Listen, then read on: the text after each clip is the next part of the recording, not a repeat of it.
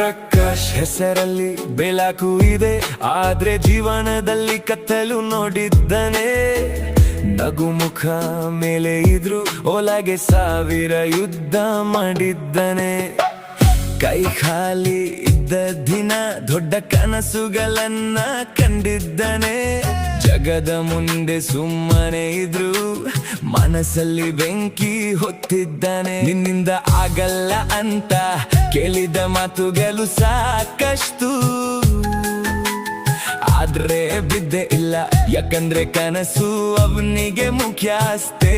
ಸ್ನೇಹಿತರು ಹೋಗಿದ್ರು, ಸಮಯ ಕೈ ಬಿಟ್ಟಿದ್ರು, ಪ್ರಕಾಶ್ ಮಾತ್ರ ನಿಲ್ಲದೆ ಮುಂದೆ ಮುಂದೆ ನಡೆದಿದ್ದು. ಪ್ರಕಾಶ್ ಬೆಳಕು ಅವನ ಹೆಸರಲ್ಲಿ ಮಾತ್ರ ಅಲ್ಲ, ಅವನು ನಡೆದ ದಾರಿಯಲ್ಲೂ ಇದೆ.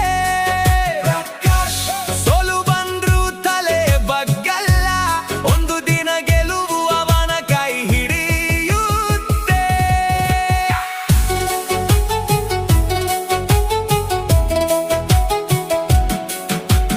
ಅಪ್ಪ ಅಮ್ಮ ಕನಸಿಗೆ ಬಲ ಆಗ್ಬೇಕು ಅಂತ ಹೊರಟಿದ್ದಾನೆ.